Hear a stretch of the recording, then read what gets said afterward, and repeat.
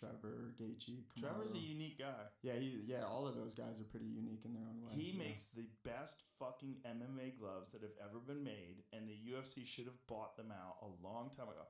I think he wanted some crazy amount of money or something. I think it was like some nutty deal. Unfortunate. I know. I know. They should have just licensed it. They should have just made some sort of a deal. Like, we'll sell the gloves. You make the money. Yeah. Let's just get the athletes the best gloves bought. They're so much better. They're way better. Yeah, the foam in them's really good. The shape is better. The protection of your hands is better. Yeah, Trevor's one of those guys where I'm kind of similar too. Like, most things aren't stimulating enough. Like, TV, kind of playing on my phone isn't really super stimulating to me. So, like, he's always like doing something, so he's always like making shit. But he'd be, when I would go into Onyx, he'd just be in the back like with this smile, like working on the gloves like every single morning that he's there. And the style that they have is real cool. People keep asking me when they're going to come out with them, and I think he's getting pretty close. So I just really wish that him and the UFC could make a deal. I know, because they spent so much time and money to develop those new gloves, and then they threw them out. Yeah, I hate that too. I like the new ones. Did you? I have really thin, like my hands aren't massive like some of these guys. The old ones are better for like if you have like a really thick hand, the old ones are way better. But I have a thin hand, dude, and those things used to fit me like perfectly. Because the old ones, when I would make a fist, they would stick out like this much. But the new ones, they would be like perfect. So I can make a fist and not have this like really awkward big space right there. But what's the issue with the new gloves? Like, what did they not like about them? I honestly don't know. I think some people were just complaining probably because they were just guys with thicker hands. Because that's what it would come down to. There was no other reason that it was. I mean, the leather was different and stuff, but I mean, how important is that? It can't be that important. No. And I think the whole idea was that it's easier to close your hand, so it was going to eliminate some of the eye pokes. They were a little bit curved, but honestly, I mean, maybe. I mean, even if you bring it down like 10 percentages, I guess that's saving 10% of people's eyes. But yeah. But I mean, honestly, I don't think it was like significant enough to be like, oh, no one's going to poke me in the eyes when they're wearing these things. Well, I think the Whitman gloves would cover that because they're much more curved. Those ones were curved. Yeah, I mean, your hand is in a permanent position like this. Yeah. So for you to do that, it's an effort. Yeah. Which, when do you do that? You only do that when you're blocking things or, maybe, when you're sliding an arm under, like to get a choke or something like that. But I don't think they're significantly bulkier. Yeah. Yeah, I'm not too sure, honestly. I don't really recall wearing. I think that was a while ago when they were doing all that, so I kind of don't recall super close what the curved ones, how impactful it would have been on grappling. I think the idea of the new gloves was that there weren't as many knockouts, which also doesn't totally make sense. That doesn't make any sense. No. They probably ran a number that was from like all of the years of the UFC, and then maybe just when they started using the new ones instead of like just last year, how many knockouts? I don't think they would do that. No? No, I think, but there were a lot of people complaining, said that they weren't as hard as the old gloves. Like, I should have brought you some. Yeah. Yeah. I mean, Whitman gave me some of his, and I was like, these are the best gloves ever. Yeah, for sure.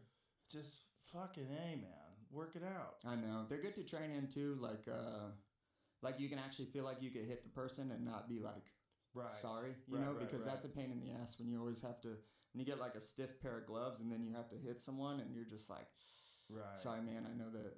But with these ones, you can fire away. You know? Yeah. How important is that? And it's like having training partners that are conscientious and that aren't gonna fucking blast you. Like the miles that guys take off of the clock when they're training is so big. Yeah, it's big. I spar pretty hard still. I know that like not a lot of people are crazy about that, but you don't get hit a lot though. That's true. That's the thing, is you're slick. Yeah, that's like true. For a guy who's just like a fucking face first, Yeah. you know? Yeah. There's styles that enhance longevity, and you have a style that enhances longevity. Because not only do you not get hit a lot, but you're also like, you're a puzzle. You're not, it's not like, oh, here he comes. It's like, what's going on here? There's a lot of thinking that a guy has to do when they're interacting. You have so many feints and so many stance switches. Definitely. It's such a smart style, man. I love watching you fight because it's so, you can see that the fighter, if they don't, and by the way, they're probably not used to training with somebody like you because there's not a lot of guys like you. you could see how there's all these adjustments that they have to make on the fly that makes you think. Yeah, I mean, I always really looked up to all of the defensive guys that I would watch. Like, I know that in boxing, just winning the defensive battle is a big piece in boxing, and the judges almost even score a little bit for it. But in MMA, it's just all like only offense scores. Right. So that's not really the way that I grew up thinking was good martial arts, really, because some of my favorite guys were Mayweather, Pernell Whitaker, Nonito Donaire, like all of these really awesome like movers that did a phenomenal job at protecting themselves. But now, man, I feel like even more so now, people want more blood and more offense. The like, casuals. Yeah. Yeah, that shit drives me nuts. It does, man. It just drives me nuts. And catering to the casuals, like, I know. fuck off. Like, whenever someone, like, boos and then they separate people or stand people up, I go crazy. I know. What are you doing? I know. Fuck the crowd. I think grappling is really hard to understand unless you've done it. Yeah. Like, striking is easy to understand. Like, okay, that guy hit the shit out of that guy more than the other guy hit him. Right. Grappling is like, it's like super proprioceptive. You know, like a lot of what's going on in grappling it's like hidden to the eye. You know what I mean? It's where am I sitting my weight? Where am I doing this? And yeah, so it kind of just, people just don't think it's cool. But when you understand grappling, like, it's amazing to watch. Yes. You know, like a Marab, for example, who's obviously a guy that I watch a ton. It's amazing. Yeah. Like, he does such a good job with like the little nuancy things in wrestling that's just like, but it's hard to appreciate unless you really understand it. Well, it's hard to judge too, Yeah. which is a real problem because there's judges that don't train and never have trained, which is to me fucking crazy. I know. That's like judging a Chinese spelling bee and you don't speak Chinese. Like, who knows who's fucking winning here? I know it. They don't understand it. They understand when someone's on top. Oh, he's on top. I know. But you know, there's so many like near submission attempts that I think should count. Like I always go to the Oliveira Arman Sarukian fight because I think Oliveira won that fight because Oliveira came close to finishing him twice, and Sarukian stayed on top and he had a lot of control. And it was a very close fight, but I think those fucking moments where a guy is like at 9, you know, if 10 is checkmate, he's at 9 twice.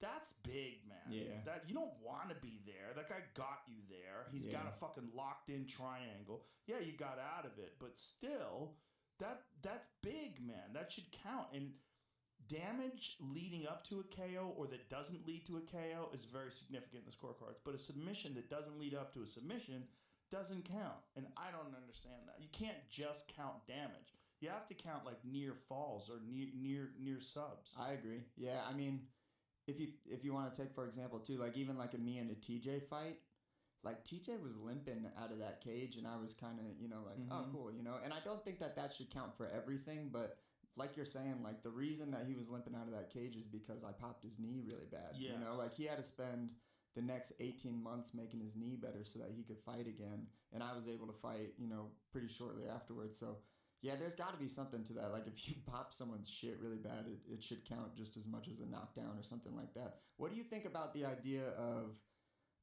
like 10-8 rounds for like things that are known, not just like, okay, this person won by a mile, but it's like in kickboxing, they do, if you get knocked down in a round, it's automatically a 10-8 round. You like that for MMA or no? I do, but if a guy is tuning you up for like the entire round and you clip him and drop him and he gets back up and he's still okay, I don't think that's a 10-8 round.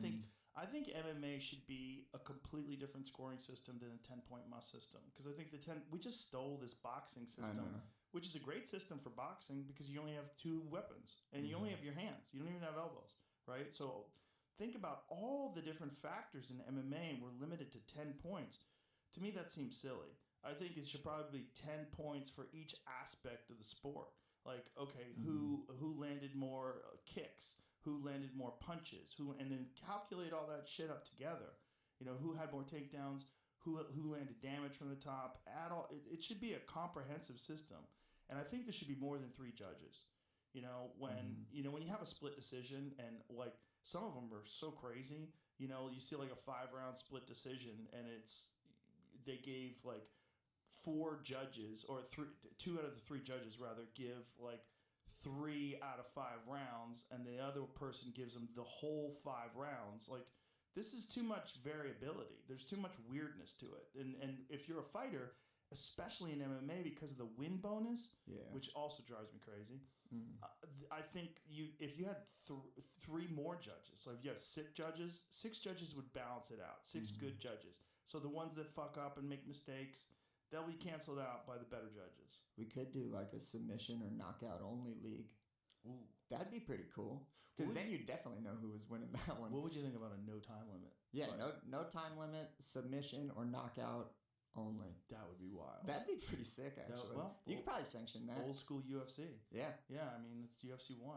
Yeah, it wouldn't really pay off for me, though. I need weight classes in order for me to fucking, my career to be good. Yeah, weight classes, sure, but no time limit within the weight classes. Yeah, that'd be sweet. That would be pretty that'd be pretty wild. Yeah, that'd be pretty crazy. Because like 2 guys are facing off each other, like, and they know, like, there's no rescue every 5 minutes. Yeah. And you go into it knowing you're either getting knocked down or submitted, or you're doing that to the other person. That would be real. But again, the casuals would have a hard time with it because it would probably be a much more moderate pace, or unless someone just tries to go for it right off the bat. Yeah, and that could be a strategy. Sure, I mean it does work. Yeah, it's like there's so many fights where. Did you see the Azerbaijan fight? I didn't watch those ones. No, I watched Curtis's fight and a guy named Muhammad's fight on my team, but no, I didn't watch the other ones. There was who was it? Mota and the other guy from Azerbaijan. See if you can find his name. Salikov. Fuck. I hadn't seen him fight before. What weight class was it? I think it was 45. Yeah, no, it was lightweight. Yeah. Sadikov and Nicholas Mota.